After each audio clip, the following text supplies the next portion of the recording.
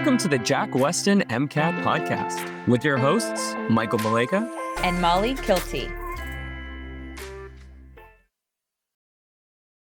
Hello, everyone, and welcome back to another episode of our Jack Westin MCAT Podcast with your hosts, Mike and Molly. Over the past couple episodes, we've gotten into a lot of detail about sensation. We've talked about vision. We've talked about sound and hearing. We've talked about smell and taste. And in previous episodes, we've talked a little bit about touch as well. In this episode, we're really going to build on that and kind of take it from a very physical, biological sense to our actual brain-based perception of what's going on and how we make decisions about what's going on in our surroundings and how we want to respond to it. So today we're going to talk a little bit about sensation, kind of wrapping up what we talked about, and then get into how perception is different and my favorite part, how perception actually works and how potentially it could be tricked a little bit. Ooh, well, a little bit some manipulating there, but yeah, no, I think this is super important to talk about this episode. Distinguishing what's sensation versus what's perception, because I think a lot of the times we mix those two things up. We call things that are actually perception sensations, like your touch, for example, like, oh, is it the sense or your perception of touch? Because a lot of the times, I think we mentioned this, in our last few episodes, a lot of times when our language, our colloquial language that we use in every day gets kind of mixed up with our MCAT content, that's where a lot of mistakes can arise. Things like, oh yeah, I feel this. Oh, therefore I sense it. It's like, no, your perception of feeling, that's a perception, right? The sense was just was something a little bit more biological. So these are the things where you kind of have a dedicated episodes that we've got and some theories around how we sense certain things. Like you don't actually sense everything that that actually activates receptors. Why is that? There's some different theories about that. We're going to be diving into that today. And I think a good place to start when talking about sensation and perception is, again, starting with definitions. Let's start with what those things actually are.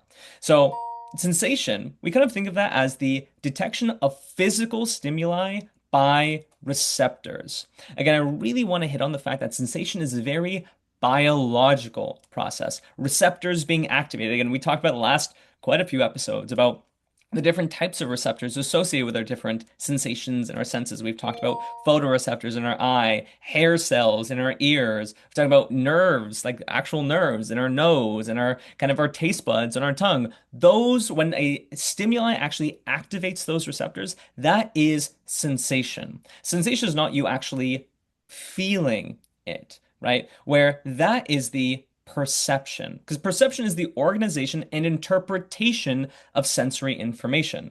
So you have to first activate those receptors, and those signals will go to your brain, and in your brain, that's when all that sensory information is organized and that you actually interpret it. That is perceiving it. So when you feel like, hey, oh, I'm touching the screen, like I'm touching a screen right now. Again, the fact that you can perceive that you're touching it, that's a perception, not a sensation, which is kind of an interesting kind of comparison here. But one I think that's very, very important to make.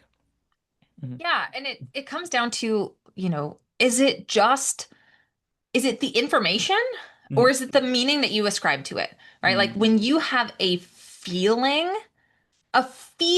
is perception, right? It's like, are we talking about actual receptors interacting with stimuli and the generation of an action potential, right? Like, are we talking about like a very biological, I don't even want to call it response. I mean, it kind of is a response, right? That sensation, it is just data that is sent to your brain, right? And you're not taking action on it yet, right? When you receive that data and you make sense of it, when you analyze it, and you ascribe meaning to it, that is perception. Now, there are multiple ways to mess with perception, okay? And I like to think about it this way, like, let's say we were talking about vision, right? Which is really the first sense that we went into detail with. If you are not seeing, that could be an issue with sensation, could be an issue with photoreceptors in your retina. That could be the problem. Or maybe your eyes are fine, right? Maybe sensation is happening totally normally. Maybe it's something going on with your occipital lobe, right? Or the tract that brings that information over to the occipital lobe where you perceive visual information, right? Like if you can't see, we would have to evaluate, is this an eye problem, right? Which is where sensation is really occurring, or is it a perception problem, right? Is it that I'm struggling to ascribe meaning to what my photoreceptors are literally picking up on, right? So like, I think this is another part where things get a little more confusing. Although you're right, the fact that we use sort of sensation and perception interchangeably in colloquial language, it makes life way more difficult. But it's very important to keep this in mind when it comes to passages and questions and in just how we ascribe meaning to all this information that we are learning in our content review. So I feel like it's a good place to start. We know what sensation is. We know what perception is. Again, most of what we've covered so far in our little podcast episode series, most of this has been sensation. Okay, of course, we all have our own, sensation and perception of sight and sound. And you can imagine, oh, okay, when this strikes photoreceptors and when it's passed along the visual pathway, you know what sight is like. You're very in tune with your own perception, but we actually haven't talked that much about it yet. So that's what we're going to really get into today. And I feel like whenever we talk about this, especially when navigating the difference between sensation and perception, it's really important to talk about thresholds, right? Especially the different types of thresholds we have, because I feel like this really helps clarify what the difference is. So, Mike, walk us through. Really, there are two different main types of thresholds that we discuss, absolute and difference. What are these? What are we talking about? I'm so happy that you brought that up, Molly. Absolutely. Let's talk about first the absolute threshold. And this is the idea that everything that you actually touch that actually hits your, let's talk, I like thinking about touch with absolute threshold because I think that's the easiest. Everything that you get hits receptors on your skin, you don't actually detect it, right? Because it doesn't actually activate enough of the times. So absolute threshold is the idea, is the minimum intensity kind of a stimulus has to be in order to be detected 50% of the time. Right. So it's all about like that 50% idea. A lot of times people think of absolute threshold as like, oh, did it exceed the threshold? Okay, therefore activate. Did it not? Oh, no, it didn't. Right. It's the idea that, okay, when you are exposed to this stimulus, do you perceive it? Do you detect it 50% of the time? If you do, right? Okay, so therefore you detect it. That's above the absolute threshold. If you don't detect it, over 50% of the time, all right, now that's below the absolute threshold, right? And so this absolute threshold, it's not a guarantee set in stone thing. It absolutely changes based on things like motivation, fatigue, expectation, alertness. So take, for example, if you're really tired, right? If you're really tired, it's so much harder to detect faint stimuli because they are not at the intensity in order for you to actually detect them. So if they're not above that, absolute threshold, that point where you'll detect it about 50% of the time, you are not going to essentially perceive that signal, right? Where if it's below, yeah, it's not. So it's not a set in stone thing is the big thing for absolute threshold. Whereas a Yeah. difference threshold is a little bit different, right? Yeah. hmm I love, and I want to hit on this real quick, right? With the whole idea of 50% of the time. Because a hmm lot of people are like, why? Why not 100% of the time? Like, why not do the minimum intensity required to detect this 100% of the time? Why not? Wouldn't that be more useful? And it's like, listen, we're trying to figure out the absolute threshold, right? hmm Like below this, you're really not going to detect it at all, right? hmm Like what is the quietest sound that you can hear hmm 50% of the time, right? hmm Or the loudest, right? hmm Or, what is the lightest touch or whatever it may be, hmm right? The smallest amount of light, right? The brightness. hmm And the whole idea is if we are looking at the minimum, hmm you want it to be right at that point where like you feel it or you hear it or you see it and you're like, did I see it? I don't hmm know. Yeah. And it's that element of uncertainty, right? Like we are trying to make people uncertain because hmm that's what it is, right? If you're at the absolute minimum of what you can detect, you're going to be in this like, did I see it? Did I hear it? Did I hmm feel it? And that's where we want to be, right? If you go hmm to where 100% of the time we could detect it, there's probably stimuli that are lower intensity that we think we hear, we think Mhm. we feel, in which case what we detect 100% of the time is not the minimum. It is not the absolute threshold. So I love talking about that. It's like the 50-50 of like, I think I feel it. Flip a coin. I'm going to say, did I feel it or not? And this actually brings in one of my favorite topics to talk about, which is signal detection theory, which I will not Mhm. get too far into. But absolute threshold is do you detect it? Do you detect a stimulus? Yes or no?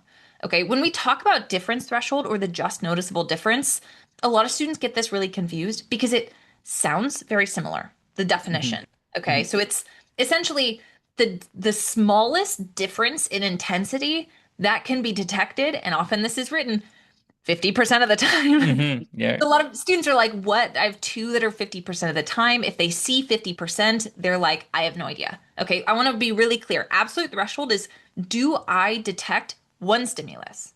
Mhm. Okay, the difference threshold or the just noticeable difference is, I have two stimuli. Can I tell that they are different? Yes or no?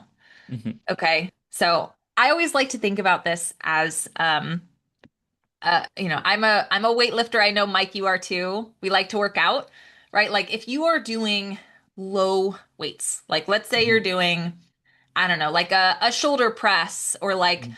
lat flies or something like that compared to like Something a along those squat, lines. right? Like, okay, clearly exercise A, we'll keep it general, is pretty lightweight. It's harder to do heavy. Exercise Mhm. B, you can load it up, right? Mhm. Exercise A, let's say that you're using 15 pounds.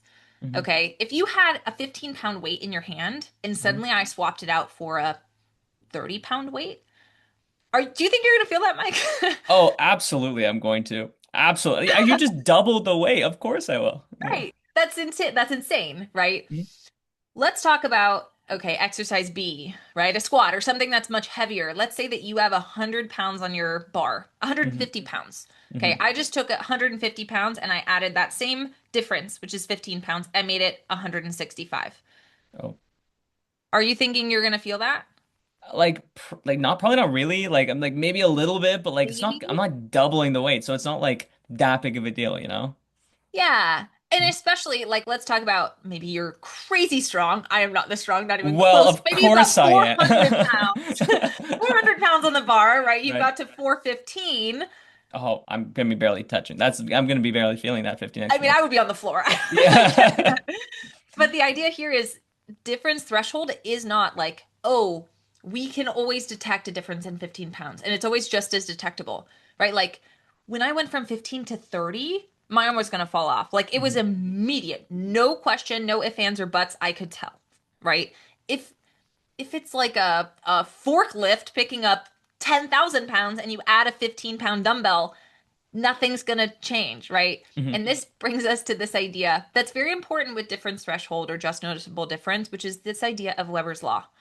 Okay, and the whole thing is it's basically the difference required to be able to tell the difference between two stimuli or to discriminate, which is the word Mhm. we often use, is proportional to how intense the original stimulus was.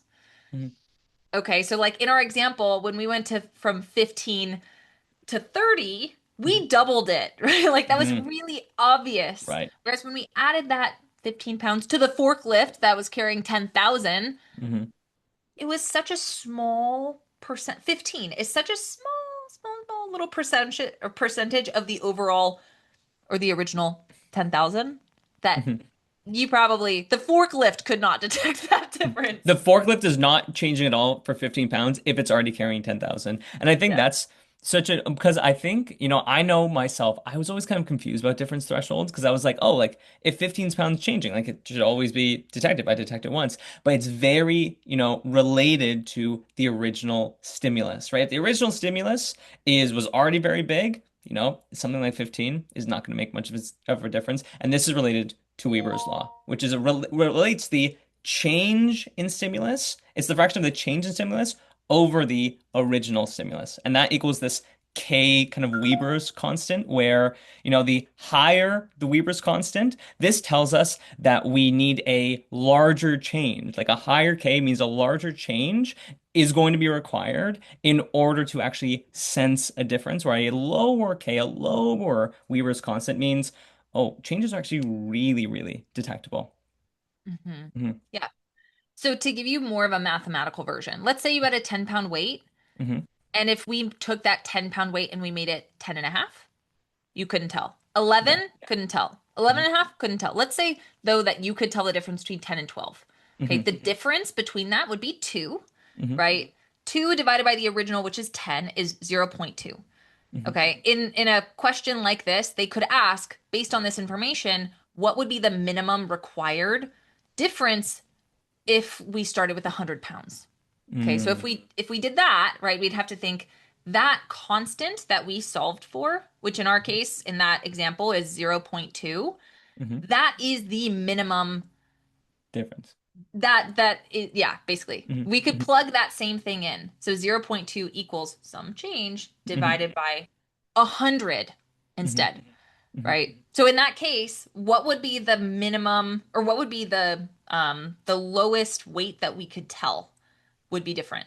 Well, I would have to, so if the difference over 100 equals zero point 0.2, that means I'm going to do some quick maths here. 100 times zero point 0.2, so that's 20 is the difference. So therefore, I'd be able to detect 120 pounds because I have to add that difference plus the original. So I wouldn't be able to detect 110. I wouldn't be able to detect 105. I'd have to move that or increase that weight 120 before I actually felt the difference, right? Before it was just point or 2 pounds like before. But just because now we're starting at a larger weight, it's the same K, that same threshold constant, that same Weber's law constant.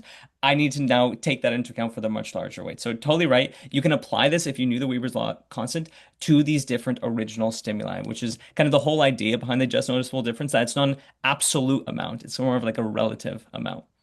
Yeah. And Yeah. this is like one of the only places that you could see math in six. Yeah. So One of there's the like very, very few. that and maybe like decibels with sound. That's Yeah. pretty much Yeah. it. Yeah. That's pretty much it. So probably not going to do a ton of calculations, but if you see a Weber's law calculation, that's exactly how to do it.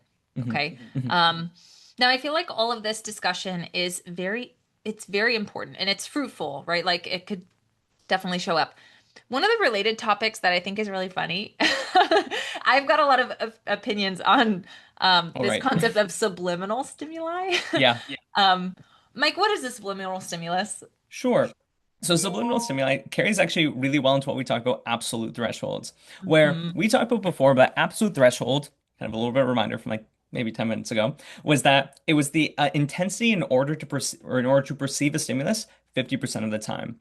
However, subliminal stimuli are stimuli that don't exceed that 50% of the time, that actually are below the absolute threshold. So although they're gonna activate sensor, like again, they cause sensation, you don't perceive them. So because you don't perceive them, they're what we call subliminal stimuli, right? Because they don't actually make it above that absolute threshold. So they're kind of like you don't aren't actually consciously aware of them is the whole idea. Yeah. And I think these are so funny. This was like a really big push in like marketing and commercials and TV and movies for a good maybe like 10, 15 years. And I remember hearing about it when I was younger, like, oh, all these like subliminal images. Like if you pause the movie, right, at this exact perfect time for like 1/10 of a second, they show a picture of like a skull or like a happy sunshiny beach. I don't know, like Hmm. 1/10 of a second or like 1 millisecond, just a brief image that is so subtle that it is not detected. Like it is not sensed. You cannot see it. It's there so briefly. And the whole idea is like, oh, if we're showing an ad about a particular soda brand and then we do a subliminal image incredibly fast of like a smiling face that like you are going to associate that soda brand with the happiness and you're more likely to buy it. I don't know about you. I mean, there's not really that much research that has been done on this that has been definitive. I think I'm pretty skeptical. I've seen them. There are like little clips on YouTube or like, you could find image versions of this of like very, very subtle things that they're trying to, change in your perception or your behavior. And I've never I've never once felt like my behavior or perception has been changed. Scientifically, it doesn't make sense that something that you can't detect, that you cannot sense, could somehow alter your perception. Mhm. I'm not going to say it's impossible. Who knows? But Mhm. I think with a signal that is so incredibly subtle, the impact is also going to be so incredibly subtle. And so I don't really think it matters. Yeah. Yeah. If anyone out there is like super into this and die hard, you let us know in the comments. Send us some peer-reviewed studies and we'll reevaluate. But I'm skeptical at least. I think it's I kind of I I I funny. agree with the skepticism. Like I don't think I'm as skeptical because I think there's maybe something. There's I'm oh because especially with the brain, like the brain is one of those things that's just so complex. Like we're always like finding these new random things that like, oh wow, I had no idea. So I think I'm actually maybe more on the side of subliminal. Again, not to say that like, oh my goodness, they put skull in thing, now you are, or they put sunshine Yeah, in thing, now you're way more likely to buy the burger in the it ad could be kind of thing. subtle. It could Right, be but it, it, subtle. it is subtle, I'm but open to yeah, that, but yeah, but I think it's pretty subtle. I think it's ultimately very minimal, even though I do remember the same things like, oh my goodness, all this subliminal messaging like that's going on. Yeah, it's very, very interesting, but for the MCAT at least, you just need to know what a subliminal stimulus Yeah, is. They're not going to ask you, does it completely change somebody's mind? Like that's not that's not going to be in the scope, yeah, but we do need to know what a subliminal stimuli is. You can leave it in the comments on which side you stand on if you're more of a subliminal stimuli changes your mind or not. yeah. Yeah. And you know what? It also could be with how frequently you are presented with subliminal stimuli. Because Mm-hmm. subtle things can add up if it's very, Totally. very frequent. So Hmm. maybe that part is valid, but showing me a smiley face once for 1/10 of a second, I don't know. But who knows? That's the beautiful thing about this little Hmm. unit that we've had in these Hmm. podcasts. The brain is a wacky, incredible, uh, uh, insane organ, right? That Absolutely. has Absolutely. To say the functions least. beyond what we even Yeah. understand Hmm. at the moment. We're constantly learning new things about how the Hmm. brain works, Hmm. about psychology, about neurobiology. It's pretty cool, if I do say so myself. It's pretty neat. And I think there's again, and talking about kind of like this detection of signals, right? There's a great theory, and you actually already mentioned it with this theory, is the idea of signal detection theory, right? Which is the whole idea about how you actually perceive or detect a signal. And I know you really love talking about signal detection theory, so I'm going to leave it to you, Molly, to chat about it. I do love it. And it comes down to, how do we figure out what these thresholds are, right? Like, how do Mhm. we study this stuff? Like, how do we determine what this is? It's Mhm. basically the process of presenting someone with the stimulus and trying to see, do you say that you've heard it or seen it or not? Right. Mhm. And I always think back very specifically to, and actually, I'm curious if they do this in Canada too. When I was in like elementary, middle school, they would Mhm. have these like little trailers come around and they would do little hearing and vision tests for all the little kiddos. And Oh, I've brought this interesting. up in classes, in courses I've taught, and everyone's like, oh, yeah, of course. They come and they test your hearing and they test your vision. It's like they'll play a little sound for you with these big headphones, and you like press a little button if you hear the sound or if you see the little thing in your peripheral vision. Do you have that? No, Oh my what? gosh. What happened? Were they doing tests on kids in the state? What's going on down there? It's just to help you figure out early on, like, do you have hearing or vision Oh. challenges, right? Mm. Um, you probably do it just at the doctor's office, but I Yeah, remember yeah. I think it was in like maybe like third grade or something like that. You get brought out to the little trailers. You get like a little button to press if you see something or hear something. And I always think about this when I think of signal detection theory because the thing is they're presenting to you a lot of different signals or a lot of different stimuli at different intensities. In Mm. that case, in different placements or different tones, frequencies, pitches, etc. Right? Like they're trying to see the boundaries of what you can perceive, right? Hmm. And at the end of the day, they're trying to establish where your thresholds are. Is Hmm. That's the process. And the thing that is really fun about this, Hmm. okay, is that when it gets very close to a threshold, this becomes way more psychological than you think it is. Mm. Okay? There are lots of biases that will influence how you respond when you are unsure. And I kind of like to start there, right? Mhm. Ultimately, there are kind of four outcomes when you talk about signal detection theory. If there's no sound and you didn't click the button, good job, right? Right. We call it a correct rejection, right? Like you Mhm. were right to say that nothing happened, Mhm. right? It could also be that there was a sound and you pressed the button. Great Mhm. job, right? Mhm. That's a hit. You heard it, you clicked it, great job. Right. Okay, there's also a miss if there Mhm. really was a sound or some sort of stimulus and you didn't press the button, you didn't detect it, you missed it. Right? Like it passed you by, Mhm. right? There's also times where nothing was presented and you were like, got it, press the Yeah, button. 100%. That's a false alarm. So Mhm. it's good to just kind of know the outcomes. But really, I think the fun part to talk about is the types of biases. And I don't know about you. I mean, I was I was an interesting kid. I feel like at the time in like third grade when I did this, I was like, oh, this sounds fun. This feels like a game. I want to press the button as often as I can. Right. If I was unsure, I mean, I'm a pretty adventurous person. I'm gonna hit the button. Mhm. Right. Like if I think it's there, I'm gonna hit the button just because it's fun to hit the button. Okay. Mhm. That being said, some of my siblings and some of my classmates, I'm sure, are like, at that minimum, right? At that threshold, I'm 50-50. Did I hear it? I don't know. I'm really unsure. I'm not gonna hit the button. Mhm. I'm hesitant, Mhm. right? I don't want to hit it unless I'm sure. Okay, and these represent really the two main biases, which have political affiliated terms, but this is not political at all. There is a liberal bias and there is a conservative bias. Mhm. Okay, liberal bias is me as a kid of like, I'm not really sure if I heard this or if I saw it, I'm gonna hit the button anyway. Mhm. Okay. What this means is I'm more likely to hit the button. Okay.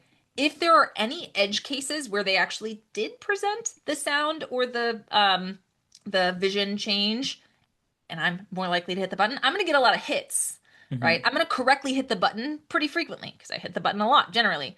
But I'm also going to have a lot of false alarms, okay? Mhm. Meaning I hit the button and there actually wasn't a stimulus.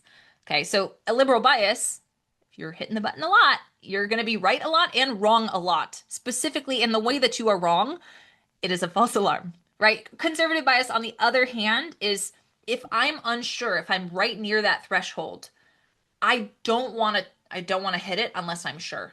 Which means you are more likely to miss, right? Have a Mhm. stimulus and you did not hit the button. But you're also less likely to have a false alarm. Right? You're less likely to respond, yes, I heard it or saw it when it wasn't there. So more misses, but also more correct rejections, right? And Mhm.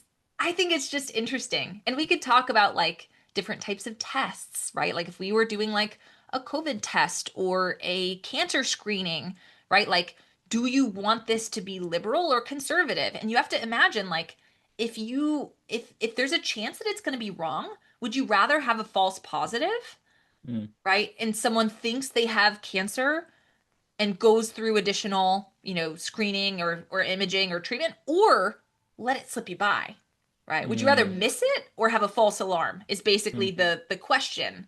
You want to figure that out whenever you're doing a test. Which is worse, that I let Mhm. it slip me by or that I have a false positive?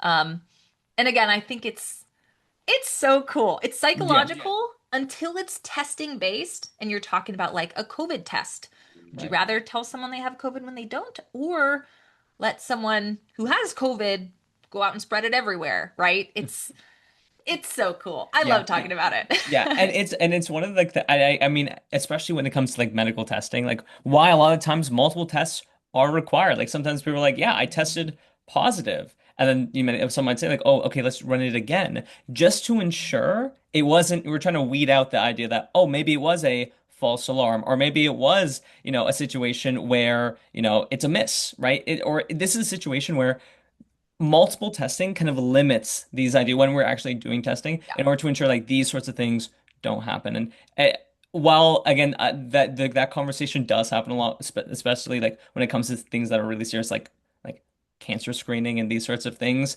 what would you rather have? That the patient think that they have cancer and that they don't, and that maybe we require other cancer testing, or that we don't detect it at all, right? That's very interesting conversations begin happening there. Yeah. Mhm. And I think now we kind of talked about, these different, like the signal detection theory. I think we can now kind of pivot to kind of like how we perceive things kind of in the environment. Because we've talked about like, okay, these thresholds about sensation versus perception, but let's say when we do perceive things, how do we perceive the sensations that reach us? Because when we talk about the sensations, ultimately we kind of forget like these are just details. Like our brain is picking up really the most foundational sensations possible. We have like edge receptors and color receptors, right? When we are kind of seeing, all the sensory perception tells us is, if I see Molly's face, for example, my brain is actually seeing not a face. My eyes are sending, oh, edge, oh, round, oh, color here, color there. And then my brain is putting that together to form a face. Right? I'm not perceiving all the different details that I'm getting, but I am perceiving the face. However, there's kind of two different pathways to this processing that occurs. And those pathways are the bottom up processing or the top down processing. And the one that I kind of just described is more the bottom up pathway, where we start with the data, the raw data, and then we're just kind of putting it together. Again, we're starting at the bottom with the basic stuff and putting it up to form the face, right? This is usually when stimuli are unfamiliar. Like, say, when you see something new, you have no kind of context for that thing. So you're just kind of perceiving that you're seeing all the details and kind of just putting it together. But a lot of the times, especially human beings, when we see things, a lot of times we're not seeing things for the first time ever. This is when we use again, a lot of the times, the other pathway, which is the top down pathway for processing our perceptions. This is when we use context, experience, like again, mental schemas or culture, background information to inform what we're seeing. I think a great way to kind of think about this is I think of like clouds, right? Mhm. When you're thinking about clouds, how often do you like look up at the clouds and you're like, oh, I see a face there, or I see a pizza there, or I see an ice cream there. Like, again, it's not actually a pizza, a face, or an ice cream. You are just using your expectations and previous knowledge, and then you're using those to interpret that visual information. Again, when you are using your expectations or your kind of previous knowledge, this is what we call top-down processing. And I would argue, and again, maybe we can talk about this, Molly, that I think most of human experience and human perception is more top-down processing because a lot of the times we as human beings do a lot of what we see is informed by our previous experiences and expectations. Yes. And you know Yeah. what? This brings in an evolutionary biology Oh, of tie-in. course it does. Why? Why would you want top-down processing at all? Right? Like obviously bottom up is more thorough, right? By hmm its very nature, is you are looking at everything in its environment at its raw data. It's just hmm like all of this information and you are piecing it together from scratch every time. Why hmm wouldn't that be good? hmm Right? Well, if you are hearing, let's say, a growl, you don't be like, oh, I hear a voice or a sound at particularly this frequency, at this volume, and this pitch, in this direction. What could this be? Well, like, no, no, no, no, no. You want to be shaped by your expectations. You want to react, even if it's not, even if you don't know exactly what you're dealing with, right? You want, in many cases, to react faster. And that's what top-down processing can do. It is prone to errors because you are using your expectations to shape how you understand the world around you, but it allows you to respond much quicker.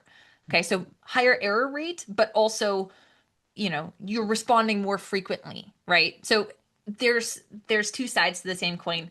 One thing that I want to mention, which you brought up already, is the fact that you can't really have top-down processing from the get-go, right? It hmm requires some previous experience or expectations. It requires at least a loose understanding of what's going on, like some sort of background. And I actually always think about this as like going through a science passage for the first time or a course No. passage. hmm The first time that you mm read an MCAT passage, oh my gosh, you're just like, what is all this language? What are all these words? Like, I have no idea what's going on. It's information overload. It's like I'm drinking from a fire hose. Everything feels important. I don't know what to expect. I have no idea. I'm just, crossing my fingers and hoping for the best. I'm doing very much bottom up processing. I'm looking at all the different information and I'm trying to figure out what's important. And it's time and energy intensive to try and figure out exactly what the meaning is with just all of this data, all of this information, right?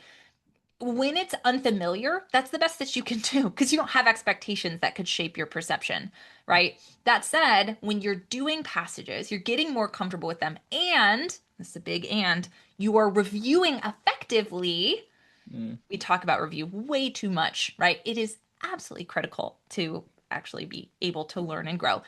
Which, by the way, we have a free session every week on our homepage, jackwestin.com, called How to Score a 516 Plus. On the MCAT, we talk a lot about review. We talk a lot about studying. Come see us if you're curious on how to review effectively. But as you do, right, you are going to develop expectations of like, oh, okay, when they bring in an amino acid, I know that's important. I'm going to highlight it. I'm going to respond effectively, right? Like, I know when I see a figure that's in this context, like this is the kind of trend I'm looking for. Now that I'm primed with the research question, I know to look for these things. This is now leaning more into top-down processing, which you can do faster, right? It can have more errors, but it depends on how well you train yourself, right? How accurate those expectations are. And I think top-down versus bottom-up, this is really, it is how you get better at the MCAT, right? If you can improve your expectations by doing a really thorough review, you can very quickly and easily navigate a passage, and you already know what's important when you read. You already know what information is testable because you've learned from your past experiences. So I think this is pretty cool stuff.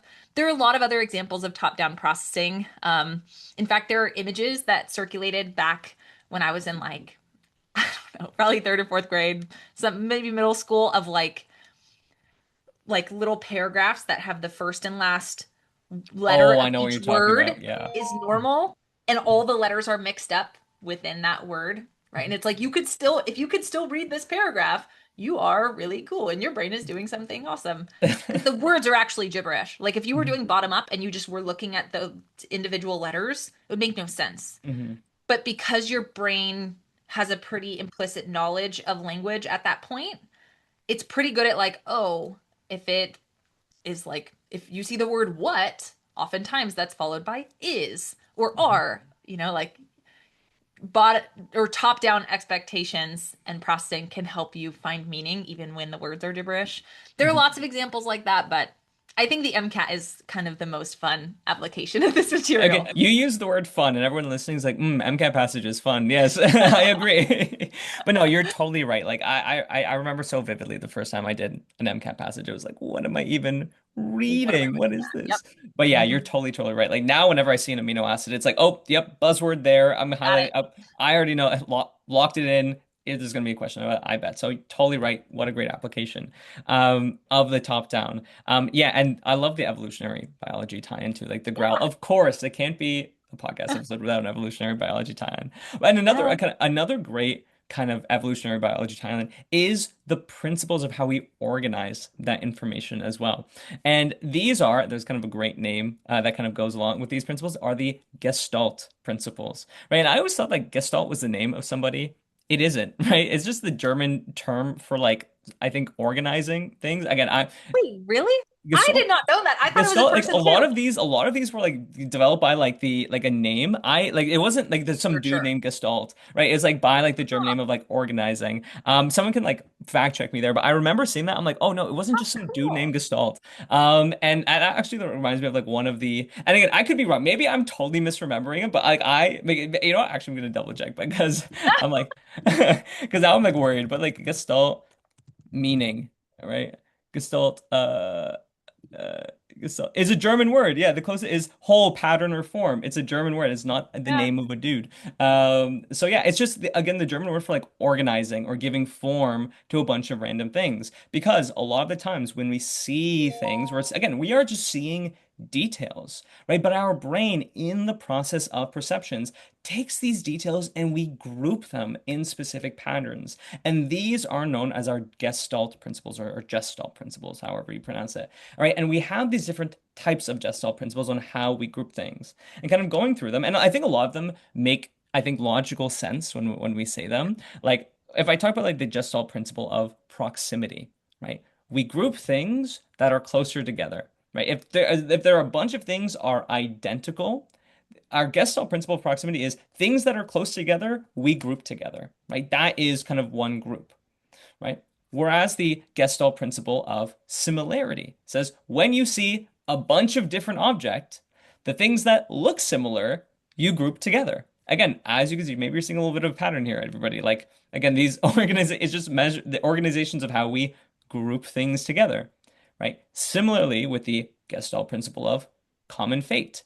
If a lot of kind of things that look similar look like they're going in the same direction, we group them together. If things are going or seem to, in our brain, have a common fate, we group them together. A great example of this, I think the common example of this is birds flying in a V direction. I think that's like the classical example. Again, there are individual birds there, but because we see them all going in the same direction, they all seem to have a common fate. Oh, we group them in that way, right? Same idea with the Gestalt principle of closure, right? Again, closure, it simply means like we want to close the box. So let's say you had two, again, it's always kind of limiting with a podcast format, but visualize with me, everybody. Imagine you had two C's, like one C, that was like one, and then you had like a reverse C on the opposite side. So a C, and then on the opposite side is C. Like, they're not actually connected, on the top and the bottom. There's like a gap there, but our brain groups them together because we visualize, we want to close that circle that we're forming, right? So because if we group something in order to close it, that's the idea of the Gestalt principle of closure. We want to close that circle to make it a whole shape, right? Then there's, again, going back to the German terms, German words that actually is the Gestalt principle of pragnans. And again, pragnans is just a German word for law of good figure. It's just the law of good form. And this is the idea when you see a very, very complex shape, right? You actually kind of just simplify the shape into kind of, again, ways to make it look like a good form. The best example of this is the Olympic rings. Like, I think that is the number one example of the law of pragnans, where if you looked at it from a bottom-up processing point of view, it is this weird kind of jumbled mixed shape that's really, really lumpy. Or do we look at it as five circles that are connected one another, right? We always look at it like the circles, right? Because that is what would make it look good, have a good figure. So therefore, that is the law of pragnans, or the law of good form. And so we've kind of reviewing so far, we've talked about the law of proximity. We group things closer that are close together. We've talked about the law of similarity, things that look alike, we group together. We see a whole bunch of squares, we see a whole bunch of triangles. We're grouping the squares together and the triangles together. The law of common fate, things that are kind of going in the same direction have a common fate, we keep together. Law of closure, things that we would, if we group them together, kind of form a full shape, we group together. Law of pragnans, you see a complex shape, you actually just group them as the simple shapes to make it look good or have a good form. Then there's the law of continuity, right? Which is the idea of, imagine if I had two lines that overlapped. Again, this is so hard without a visual. But let's say you had a kind of a waveform that went up and down and up and down, and another line that went straight through it, right? A sine function. Or a sine, that's a great. Imagine a sine function where you see your x-axis and then you see a sine function kind of going through it. Do you see that as a line and a sine function going through it, or do you actually see it as straight line, curve, straight line, curve, straight line, curve, right? Not really, because that would cause so many bends and curves rather than having just one continuous line. I kind of think of it as like, is it easier to kind of stop and turn or just kind of keep the pencil flowing? That's the kind of the law of continuity where we want to keep a continuous line. And then finally, there's a law of figure ground. And this one's kind of interesting. This is the one that's kind of all involved in like optical illusions, right? And there's the kind of famous one where it's like, are you seeing, it's kind of like this black background with the white faces, where are you seeing a glass? Or are you seeing two faces looking together? Or there's the one about like, is it a young woman or is it like an old lady kind of deal? Like there's like those ones where there's two kind of groupings. There's the background and the foreground. The kind of everything in black is what we call like the back. or the kind of ground. Everything in the white you can kind of see as the figure or the exact opposite. You see the black as the figure and you see the white as the ground. When you have these two options, these two ways to look at it, now you have the Gestalt principle of figure ground. I'm just trying to like visualize. I highly recommend if you're like, oh my goodness, I'm kind of having a hard time visualizing these, look these things up. Like just look Gestalt principles and look up a picture of, I think the figure ground is always the hardest one to look at. Like look up figure ground and you'll see what I mean by you'll see two different colors. How you see that shape depends on if you make the black the figure or if you make the white the figure and the other one the ground. Yeah, it's basically the zebra question, right? Is Yeah. a zebra black with white stripes or white with black stripes? It's like Mhm. which one is the solid that's Mhm. in the background and what's on top? What's on bottom, what's on top, right? You could see it either way. Yeah, there are so many really cool ones with figure ground. I feel like the others, proximity, similarity, common fate, closure, continuity, and pragnance, they're just like we group stuff to make it simple, right? I do think figure ground is really fun. I encourage everyone to look it up because there are so many different visuals with this and it's fun. There are so many Mhm. optical illusions and I encourage you to Google them all and to have a really great afternoon tricking your brain. Again, your sensation, it's just data. This is what the light is coming into my eye, right? Like this is it, period, end of story. Your perception can be Mhm. tricked and tricked Mhm. frequently. And you Mhm. can actually change your expectation and see how your perception changes. My expectation is the black is the background, the white is the foreground, right? Or the ground and the figure. And then actually I'm consciously going to decide to flip that. And now I perceive something totally different. It's awesome. It's Okay. cool. Like I'm It's literally as really you're saying that, cool. I'm looking at an image of right now. It's like the face in the glass. I'm like, oh, image is figure. Oh, now Flip. it's like it's glass. Oh, flip. Now it's two faces. Right? It's like the way that we see things just because we change our expectations is super super cool.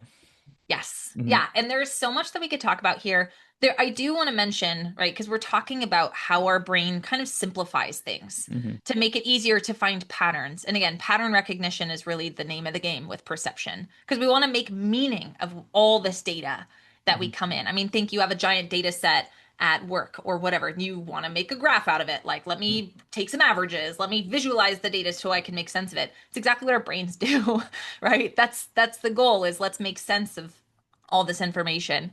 That being said, in that same vein of like keeping things simple, I do want to bring in a couple things that we assume to be constant, right? Things that might seem like they're changing in terms of actual sensation, but really not actually, we are assuming them to be the same, right? Hmm. So there are things that we assume to be constant between things we've decided are similar.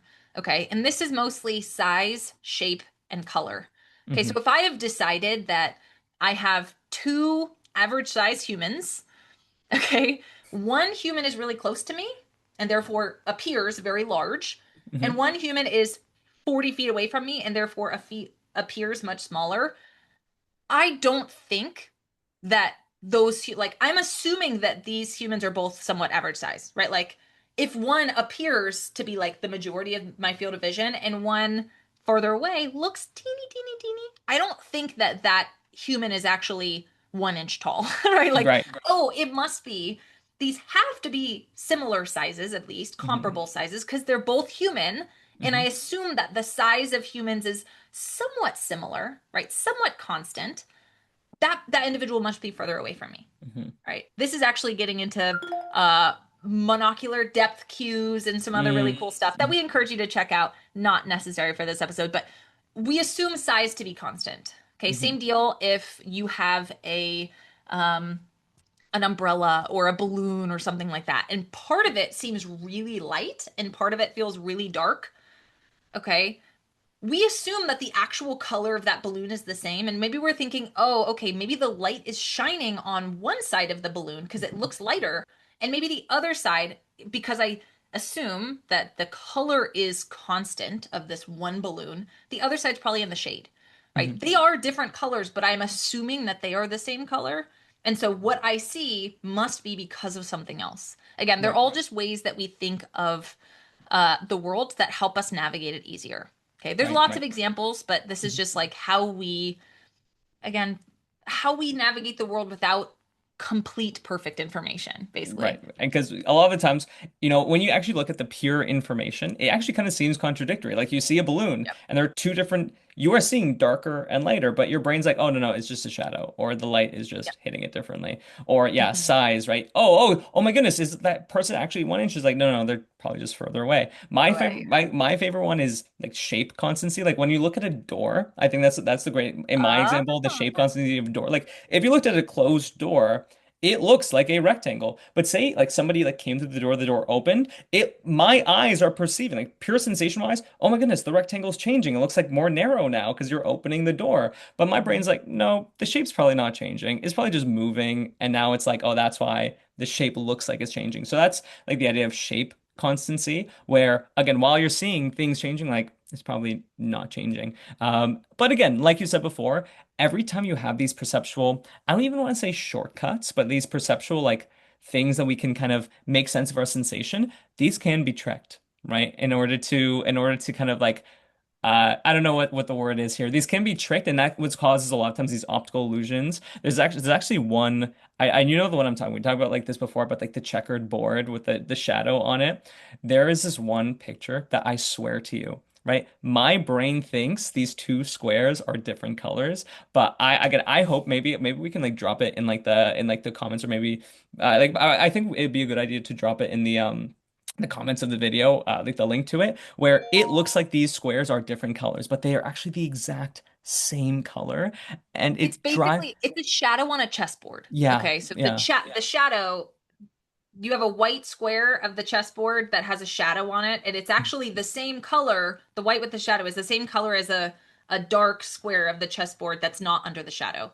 Mhm. But we think that it's supposed to be white, and so it's like this doesn't make sense. They cannot be the same color, but they are. That's Yeah, the just in case you're not looking at the yeah, pictures. just in That's the case if basis. you don't want to look at it, but my brain, like even though I Right. logically know that they are supposed to be the same color, I cannot comprehend, like my eyes cannot see them as the same color. It's such a wild experience, and I think shows just how powerful these perceptual constancies can actually be.